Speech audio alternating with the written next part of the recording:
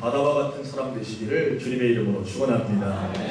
여러분, 교회는요 모든 사람을 받아줄 수 있어야 합니다.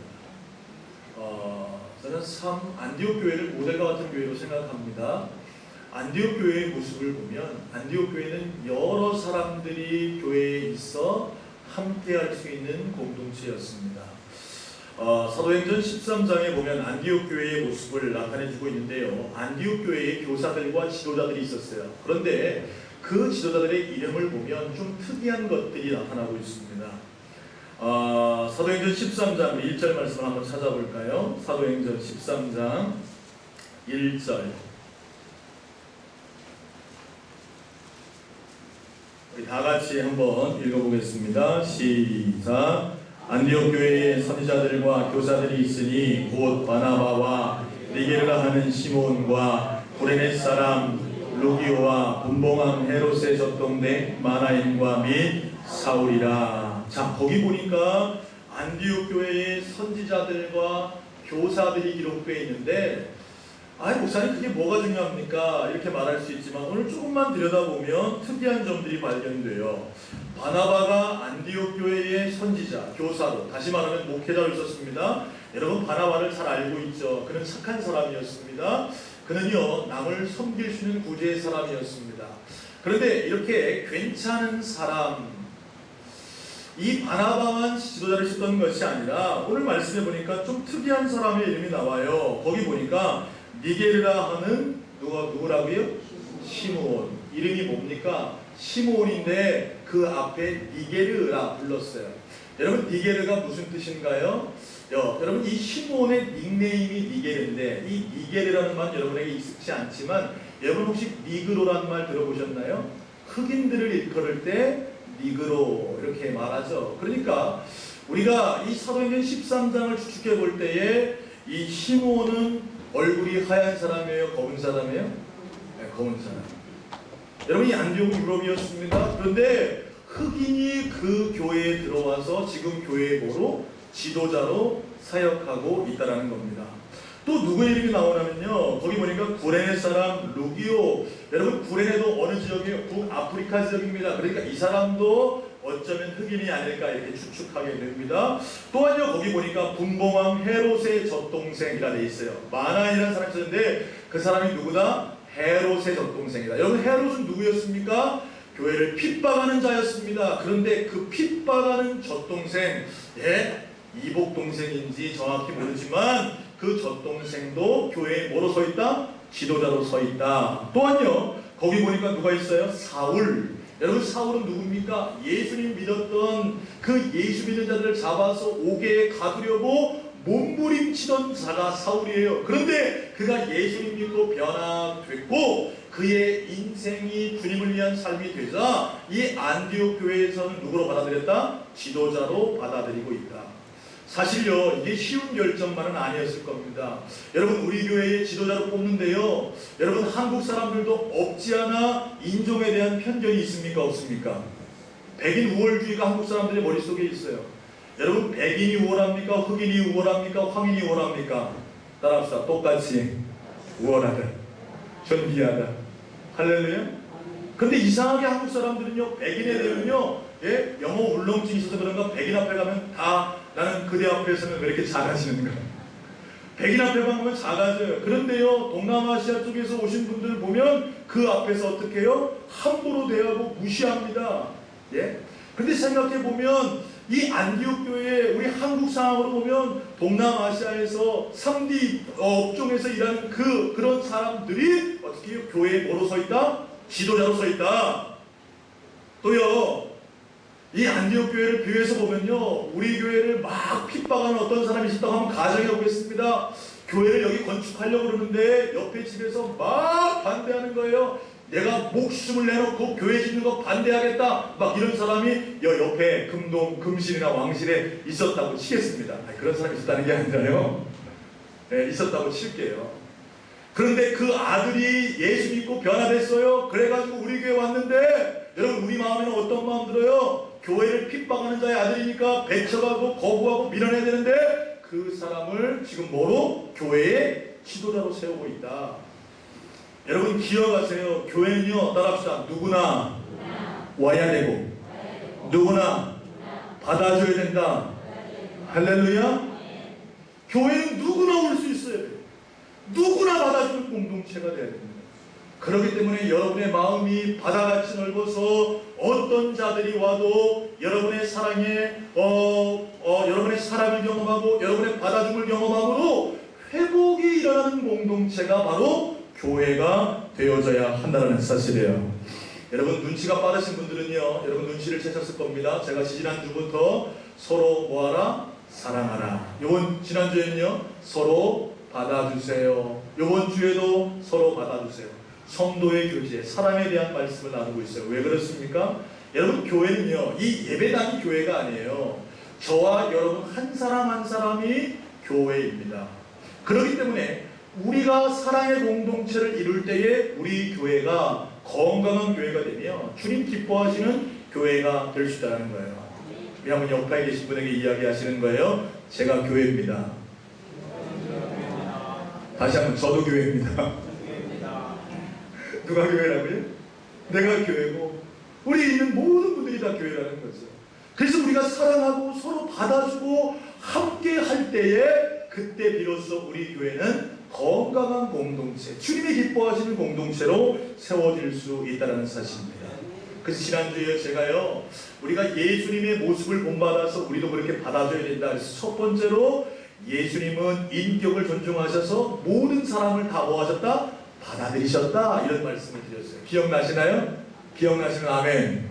예수님 모든 사람을 받아주셨어요. 가진 자나 없는 자나 또한 강한 자나 약한 자나 배운 자나 못 배운 자나 심지어 세리와 죄인까지도 그들의 인격을 존중하고 그들 모두를 어떻게 하셨어요? 다 받아주셨다. 그래서 주님 가는 곳마다요 많은 사람들이 따라다니는 거예요. 여러분 심지어 죄인들이 다 주님께로 몰려갑니다. 왜요? 주님께 가면 회복을 경험할 수 있으니까. 소원하기는 우리 교회가 모든 사람을 다 받아들일 수 있는 믿음의 교회, 하나님의 교회 되기를 간절히 소원합니다. 그러면 우리가 배워야 될 주님의 모습 두 번째는 무엇이겠습니까? 따라하겠습니다. 우리의 죄와 허물을 담당하셨습니다.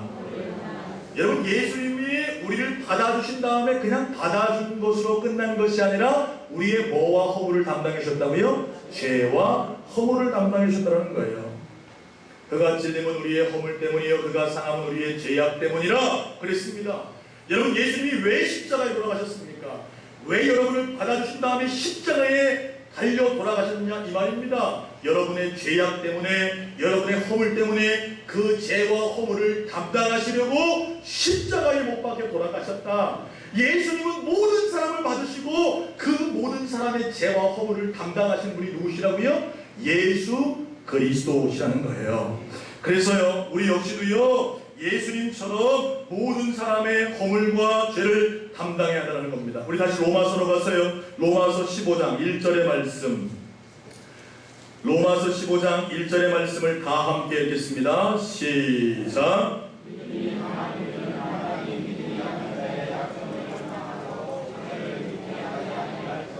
자, 거기 보니까 뭐라고 되어 있습니까? 믿음이 강한 우리는 마땅히 믿음이 약한 자의 약점을 뭐하고?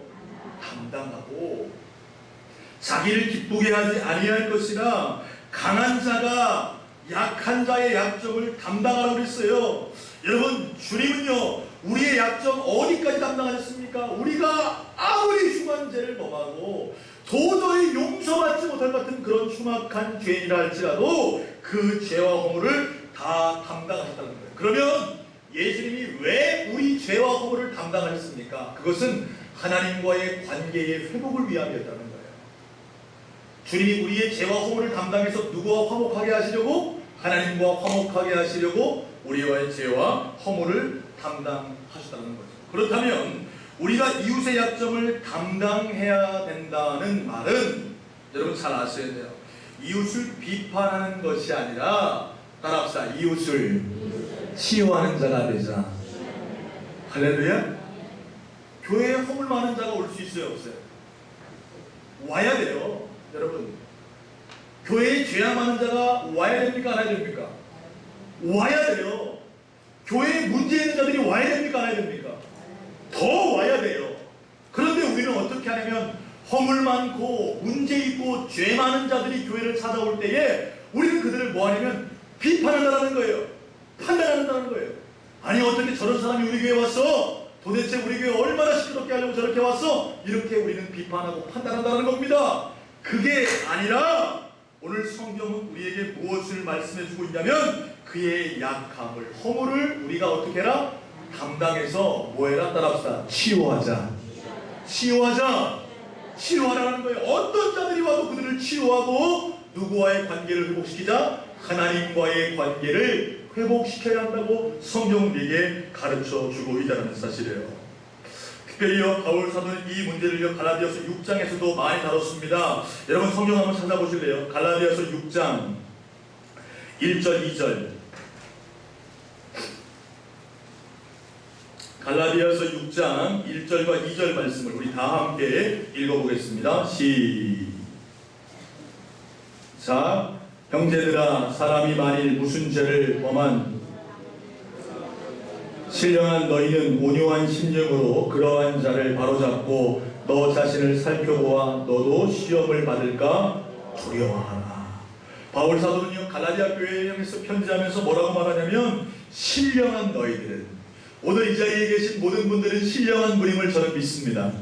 왜 이렇게 아멘이 적으세요? 겸손하셔서 아멘 안 하시는 거예요. 따라합시다. 우리는 신령한 자들이다. 할렐루야. 오늘 이 자리에 계신 분들 다 신령한 분들이라는 거예요. 신령한 너희들은 온유한 심정으로 범죄한 사람이 있거든 그러한 사람을 뭐하고? 바로 잡아줘라. 하나님 앞에 바로 잡아줘라. 바로 세워줘라. 성경은 이렇게 말씀하고 있다는 거예요. 여러분 비판은요 아무나 할 수 있는 겁니다. 판단은 아무나 해요. 그래서요 사형지 운동을 이렇게 터천의 목사님이라는 분이 계세요. 여러분 캐나다에서 사역하시는 분인데요 사형지, 차세대 영적 지도자를 세운다, 사형지 운동을 일으키는 분인데 이분이 무슨 얘기를 하냐면요 이 시대에 비판의 능력을 가진 사람은 많다는 거예요. 그런데 대안을 제시할 수 있는 사람은 없다는 거죠. 다시 말하면 교회 안에도요 많은 사람들이 들어오면 비판하고 판단할 수 있는 사람들은 많다는 거예요. 누구나 다 할 수 있어요. 아 저 사람 저게 문제야, 아 이 사람 이게 문제야, 아니 우리 목사님 저게 문제야. 이거는 따라합시다. 아무나 할 수 있다. 아무나 할 수 있는 거예요. 그거는요 누구나 다 할 수 있는 거예요. 여러분 누가 모르나요? 여러분 보세요. 보면 허물 없는 사람 있어요 없어요? 있어요. 옆에 계신 분 보세요. 허물 있어요 없어요? 있어요. 있어요. 누구나 다 볼 수 있어요. 금방 내볼 수 있어요. 아니 우리 목사님 왜 저렇게 얼굴이 새카매? 아니 우리 목사님 왜 이렇게 몸이 뚱뚱해 좀? 비판할 수 있어요. 알 수 있어요. 그러나 그렇게 하는 게 아니에요. 교회는요.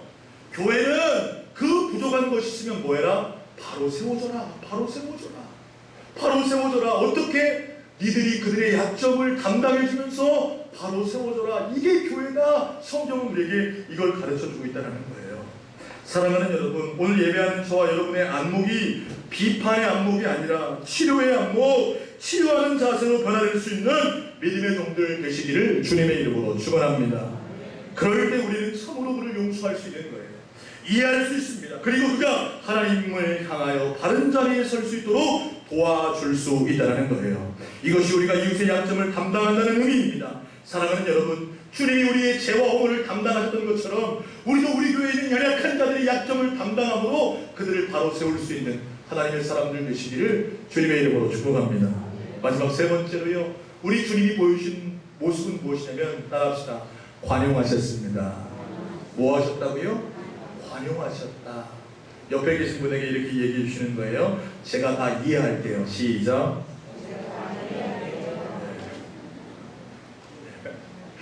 네, 부부들이 앉으셔가지고 웃으시면서 제가 이해할게요 그러시네요. 네. 여러분 우리가 이웃을 어떻게 받아들일 수 있습니까? 앞에서 두 가지를 얘기했습니다. 하나님이 지으신 사람들을 인격체 그대로 받아줘라. 그리고 그들의 죄와 허물을 어떻게 해라? 담당해줘라. 그 다음에 여러분 죄 문제가 아닌 모든 일에는 따라합시다. 관용해야 한다. 너그럽게 이해해주라는 거예요. 좀 너그럽게 받아주라는 거예요.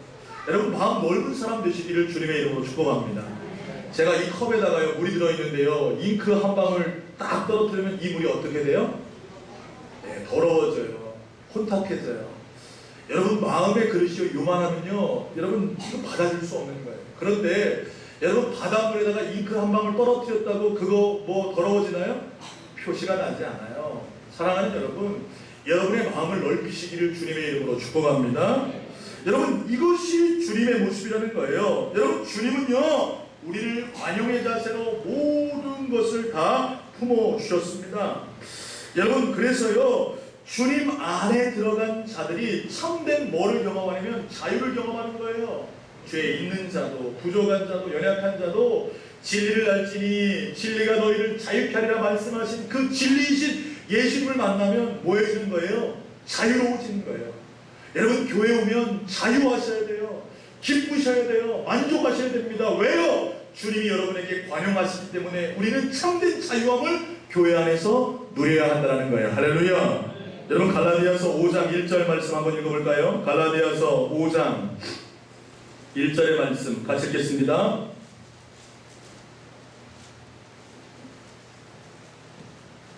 시작. 그리스도께서 우리를 자유롭게 하려고 자유를 주셨으니 그러므로 굳건하게 서서 다시는 종의 멍에를 매지 말라. 아멘.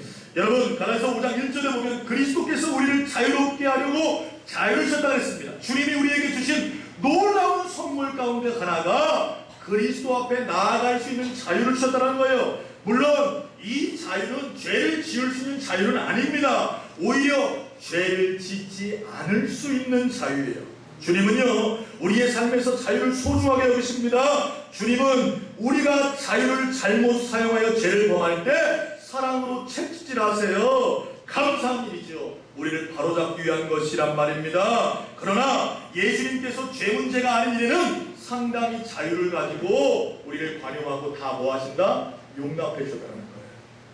우리도요, 이웃을 대할 때요, 결정적으로 죄와 관련되지 않은 문제라면 상대방을 용납해 줄 수 있는 믿음의 종들 되시기를 주님의 이름으로 축복합니다. 옆에 계신 분이 다 다를 수 있어요, 없어요? 다 달라요. 생각이 다 달라요. 경험이 다 달라요. 다 달라요. 어떤 분은요, 이런 악기를 연주해서 찬양하는 걸 좋아하는 분들이 계세요? 안 계세요? 계세요. 밴드를 연주하고 악기를 연주하는 걸 좋아하는 분들 계세요. 한국교회가 80년대 후반 90년대 들어오면서 한국교회 안에 뭐가 들어왔어요? 이렇게 찬양팀들 들어오면서 드럼을 치고 기타를 치고 뭐 베이스 기타를 치고 악기를 연주하면서 음악을 했습니다. 그런데 그전에는요, 그렇게 안 했어요. 거룩하게 예배드렸습니다. 교회마다 올게리 있었고요, 뭔가 클래식한 분위기, 이렇게 하나님 앞에 예배드렸어요. 오늘 이 자리에도요, 여러분 이 밴드를 연주하는 것보다 클래식을 좋아하시는 분들이 있어요, 없어요? 대답 안 했어요. 클래식 안 좋아했어요. 클래식을 좋아하는 분들이 있어요. 근데 우리는 뭐가 문제냐면, 우리와 다르면 뭐라고 그러는 거예요? 아니, 왜 교회에서 저 시끄럽게 드럼을 치고 저렇게 소리를 바락바락 치면서 저렇게 하냐고 이렇게 얘기합니다. 네? 이게 문제라는 거예요. 이게 여러분, 본질적인 것이 아니면, 여러분 정말 본질적인 것이 아니면 우리는 뭐 할 수 있어야 된다? 따라합시다. 관용할 수 있어야 된다. 로마서 14장에도 보면요, 먹을 것에 대한 것 가지고 논하는 장면들이 나옵니다. 그래서 여기서 강한 자와 약한 자가 서로 비판하고 있어요. 그래서 어떤 음식을 먹을 것이냐, 고기를 먹을 것이냐, 채소만 먹을 것이냐, 그것이 그들의 논점이었습니다. 여러분, 고기를 먹으면 어떻고 채소를 먹으면 어떻습니까? 여러분, 고기를 좋아하는 사람이 있는 반면 뭘 좋아하는 사람이 있어요? 채소 좋아하는 사람이 있죠. 채소 좋아하는 사람, 고기 먹는 사람들이 뭐래요? 아니, 어떻게 고기만 먹냐고, 건강에 안 신다고. 여러분, 고기 먹으면 어떻고 채소 먹으면 어때요? 그게 중요한 게 아니라는 거예요. 여러분, 14장 5절에 보면요, 날의 문제가 또한 거론됐습니다. 자, 로마서 14장 5절 말씀 같이 한번 읽어볼까요? 로마서로 넘어가세요. 우리 함께 읽겠습니다. 로마서 14장 5절 시작. 어떤 사람은 이 날을 전날보다 낮게 여기고 어떤 사람은 모든 날을 같게 여기나 이 각각 자기 마음에 확정할 지니라. 자, 어떤 사람은 이 날이 좋다고 그러고 어떤 사람은 저 날이 좋다고 그래요. 여러분, 그게 중요한 게 아니라는 거죠. 예? 그게 중요한 게 아니라, 여러분, 그 모든 것 가운데 우리가 받아줄 수 있어야 한다는 사실이에요. 그래서 성 어거스틴은요, 이런 말을 했습니다. 본질적인 것에 관해서는 항상 일치를, 그러나 비본질적인 것에 관해서는 항상 관용을 그리고 모든 것을 사랑으로 이렇게 얘기했어요. 본질적인 것은요 항상 일치해야 됩니다. 타협이 없어야 돼요. 뭡니까? 여러분 삼위일체 교례 또한 그리스도의 동정녀 탄생, 십자가의 죽으심, 부활의 교리, 재림의 교리, 예수님의 신성 이런 것을 교회 안에서 배격하면 그것은 여러분 용납할 수가 없는 겁니다. 그러나 그런 본질적인 문제가 아니고서는요 따라합시다. 다 관용하자. 받아주세요. 다 받아주세요. 여전도에서 여러분 여행을요 산으로 가면 어떻고요 바다로 가면 어떻습니까? 그런데 어떤 사람은 산으로 가자 전하고 어떤 사람 바다로 가니까 이거 갖고 뭐 하는 거예요? 싸우는 거예요. 결국 어떻게 됩니까? 싸워가지고요 나 절대로 여전도에 이제 함께 안 하겠다 이렇게 하는 거예요. 이게 문제랍니다. 여러분 비본질적인 것은 받아주랍니다. 성도들도 마찬가지예요. 교회 안에요 여러분 담배를 피우는 분도 있을 수 있어요 없어요?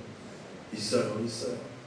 그러면 우리는 어떻게 합니까? 아니 어떻게 교회 집사님이 담배를, 아니 어떻게 교회 집사님이 저렇게 술 먹고 다녀 이렇게 해요.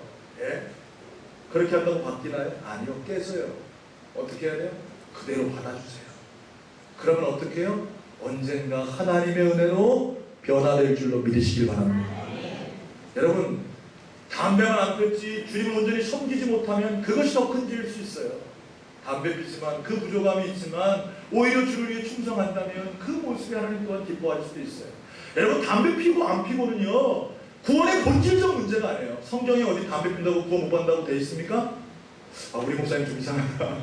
담배 피라는 얘기 이렇게 들으시면 안 돼요. 여러분 물론 우리가 하나님의 몸된 성전이 내 몸을 더럽히면 안 되겠죠. 웬만하면 담배를 끊으시면 좋습니다. 몸에도 건강에 좋지 않고요 많은 사람이 덕이 되지 못합니다. 끊으면 좋습니다. 그렇다고 해도 여러분 그거 가지고요 너무 정죄하고 판단하면 된다 안 된다? 안 된다는 사실이에요. 요즘 아이들 뭐 좋아합니까? 스마트폰 좋아합니다. 근데 제가 보니까요 믿음 좋은 아이들도 뭘 좋아해요? 스마트폰 좋아해요. 그런데요 교회에서 어떤 일이 벌어지면 스마트폰이 막 유행하면서 요즘은 그런 일이 별로 없는데 한참 스마트폰이 생겼을 때 아이들이 어플을 통해서 성경을 뭐로 봐요? 스마트폰으로 봐요. 그러니까 예배 시간에 애들이 뭘 보고 성경을 읽어요? 스마트폰을 읽어요. 그런데 선생님들이 이걸 이해를 못 해주는 거예요. 아니 어떻게 예배 시간에 핸드폰 보고 있냐고. 얘가 핸드폰 봤어요? 성경 말씀 봤어요? 성경 말씀 봤죠. 여러분 성경 말씀 물론 성경책으로 볼 수 있습니다. 그러나 스마트폰 어플에 있는 성경은 성경이 아닙니까? 그것도 성경이에요. 여러분 이걸 받아들일 수 있어야 한다는 거예요. 교회 안에 머리가 노란 학생들이 들어올 수 있어요 없어요? 있어요. 그럼 어떻게 합니까? 우리 어른들 저부터도요 예? 옛날 구시대적 발상이 있죠.